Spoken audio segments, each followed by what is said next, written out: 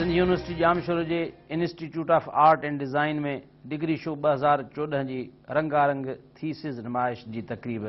थी गुजरी। इन तकरीब जो इफ्तिताह वक्ती wise chancellor professor doctor Parveen Shah कयो। सिंध यूनिवर्सिटी के institute of art and design के कम्युनिकेशन डिज़ाइन, टेक्सटाइल डिज़ाइन और फाइन आर्ट्स शोबन के आखिरी साल के 28 शागिर्दन और शागिर्दियाणियुनि 100 खां वधीक थीसिस प्रोजेक्ट नुमाइश लाइ पेश कया। थीसिस नुमाइश में मोबाइल फोन के गेमुनि वारियूं एप्लीकेशन्स, हथ जा पुखा, टुक वारियूं रिलियूं, ॿाराणियूं शादियूं रोकण लाइ महमतौर ठाहियल नंढियूं फिल्मूं, ड्राइवरनि जे ॼाण लाइ सिग्नल सिस्टम की वज़ाहत, मोबाइल ते कुकड़नि जी मेल वारी रांदि जो सॉफ्टवेयर, नई सुध नाले सिंधी अलफ़बे जी कंप्यूटर ज़रिए सिख्या, मुख़्तलिफ़ कपड़नि जे डिज़ाइन, औरतुनि जा बैग ऐं ॿिया प्रोजेक्ट शामिल हुआ। नुमाइश में कम्युनिकेशन डिज़ाइन शोबे के 13 शागिर्दन तोड़े शागिर्दियाणियुनि सईद उरूज, मोहम्मद अली खान, असद जावेद आराई, असमत मुगल, मंसूर अली मंगी, सादिया ज़हरा, इकरा मुश्ताक, रूपा रानी, समीना मेमण, यसरा मेमण, ज़ोया बलोच, फहद अहमद ऐं सना। टेक्सटाइल डिज़ाइन शोबे के भी 13 शागिर्दन आशा शेख, हिफ्सा खान, शेख रुबाब, हबीब सईद, कंदील मजहर, समिया, सलमा लतीफ़, सलीम अहमद, सिकंदर रहीम, महविश, महक बख्तावर और Ishaq.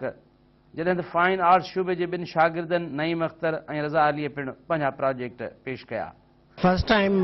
In the history of institute कुछ ॿारनि कम्युनिकेशन डिज़ाइन जा जेके आहिनि उन्हनि एंड्रॉइड गेम्स ते भी 3D एनिमेशन ते कमु कयो आहे, तो हू इलाही तमामु सुठो आहे, मार्केट ओरिएंटेड कमु आहे। ऐं उन सां अलावा टेक्सटाइल डिज़ाइन जा जेके कम आहिनि उन्हनि जो उहो बि टेक्सटाइल इंडस्ट्री सां रिलेटेड, माना ही इन्हनि जा थीम वर्क्स जेके आहिनि उहे डिस्प्ले में आहिनि ऐं most of the work that is creative. ऐं इवन फाइन आर्ट्स जो पेंटिंग जो माना वुमेन्स जे हवाले सां आहे या उन्हनि जो थीमेटिक आहे, एब्स्ट्रैक्ट आर्ट भी आहे। तो ही जेको असांजो इवेंट आहे इहो माना हर साल जो हिकिड़ो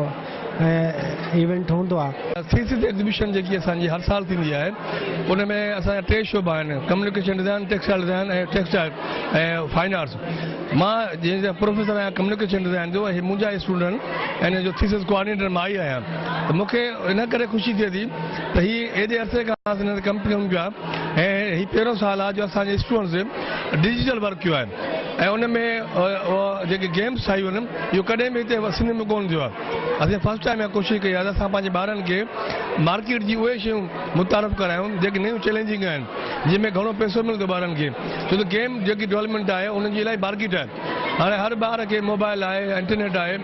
त कनि डिज़ाइन पिया बेसिकली दे आर डिज़ाइनर्स पर दे प्रोड्यूस आल्सो गेम्स।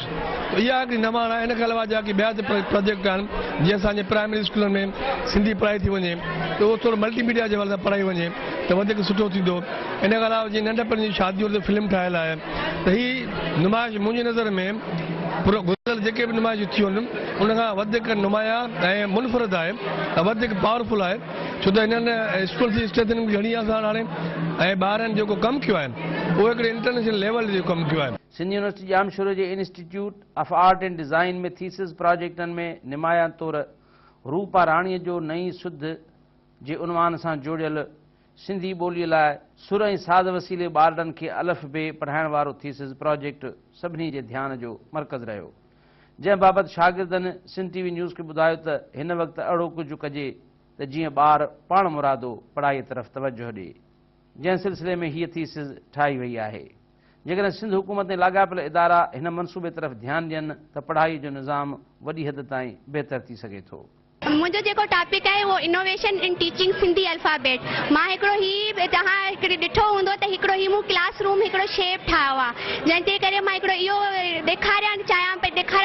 थी त असांजी जेके गवर्नमेंट में असांजे जेके क्लास आहिनि, प्राइमरी असांजा स्कूल में असांजा जेके क्लास आहिनि उहे अहिड़े तरीक़े सां डेकोरेशन थियल हुजनि त जीअं असांजा ॿार उन्हनि में दिलचस्पी वठनि ऐं उहे उन्हनि जी दिलचस्पी वधे ऐं उहे अचनि ऐं पढ़नि। इन जे करे ऐं ॿियो त इहो त मां हिकिड़ी पंहिंजी असांजी जेका बेसिक ॿोली आहे उहा आहे असांजी जेका वसी ॿोली आहे, जेका 1853 ईस्वी में अंग्रेज़नि जे दौर में हिकिड़ी ईजाद थी, त उन खां 177 सालनि खां असांखे असांखे हिकिड़े ई तरीक़े में पढ़ायो थो अचे। ऐं मां चाहियां उन में हिकिड़ो नओं आइडियो आंदो आहे त जीअं ब्लैक बोर्ड जी जाइ ते LCD ॾिनी वञे ऐं जेको आहे हिनजी पट्टी स्लेट जी जाइ ते iPad अची विया आहिनि, त उन्हनि जी जाइ ते गवर्नमेंट हिकिड़ो अहिड़ी शइ असांखे ॾिने त जीअं असांजा ॿार हुन में तरक़ी करनि ऐं पंहिंजी ॿोलीअ में उहा शइ पढ़नि। इन करे त हींअर वक़्तु जेको मल्टीमीडिया जो आहे ऐं हींअर जेके प्राइवेट स्कूलनि में त असांखे ॿोली मिले थी ऐं हिन में जीअं ABC में असांजी पोइट्री ठहियल आहे ऐं मिले थी इंटरनेट ते, ऐं उर्दू में बि मिले थी, असांजी सिंधी में का बि न आहे। उनजे करे मूं हिकिड़ी अल्फाबेट जी हिकिड़ी पोइट्री ठाही आहे जंहिंमें मूं पंहिंजी पाण शाइरी बि कई आहे। उन में हिकिड़ा 3 पार्ट आहिनि जेका म्यूज़िक बि आहे, करेक्टर्स बि आहिनि, उचार बि आहिनि,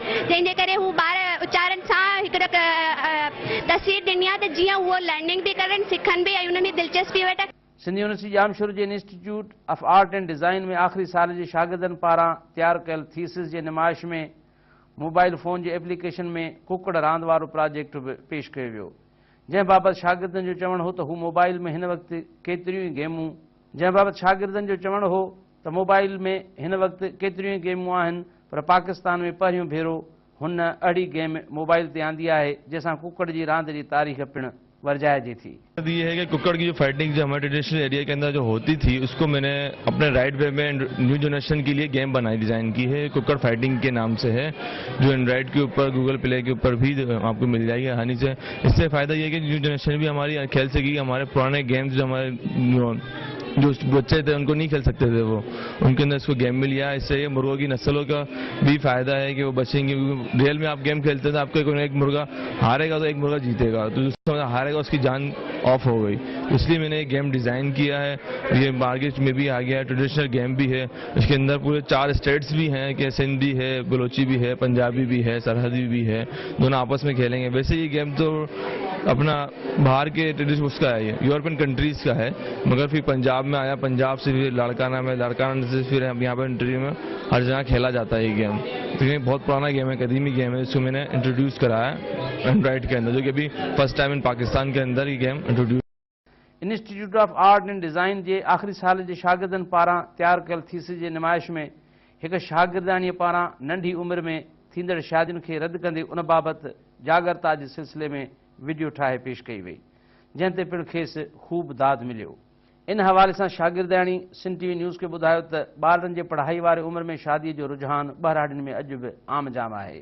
जंहिं बाबति जागरता लाइ हीअ वीडियो ठाही आहे त जीअं सिंध में इन रुझान खे रोके सघिजे। जेको मुंहिंजो टॉपिक आहे अर्ली चाइल्ड मैरिज, जेको सिंध जे बैकवर्ड इलाइक़नि में तालीम कोन्हे, नियाणियुनि खां तालीम खसे, उन्हनि खे रांदि रुंद जा हक़ खसे, उन्हनि जूं शादियूं कराए वञनि थियूं नंढी उमिरि में, जंहिंजे करे हुन मूं काज़ टी ठाही आहे, सॼा सबब लिखिया आहिनि ऐं हिन में मुंहिंजी सभिनी खां वधीक मुंहिंजी हेल्प मुंहिंजे टीचर कई आहे। Institute of art and design जे आख़िरी साल जे शागिर्दनि पारां तयारु कयल थीसिस जे नुमाइशुनि में आज़ादु ख़्याल हूंदे बि ख़ामोश रहण बाबति पिणु हिकु शागिर्दियाणीअ वीडियो तयारु कई।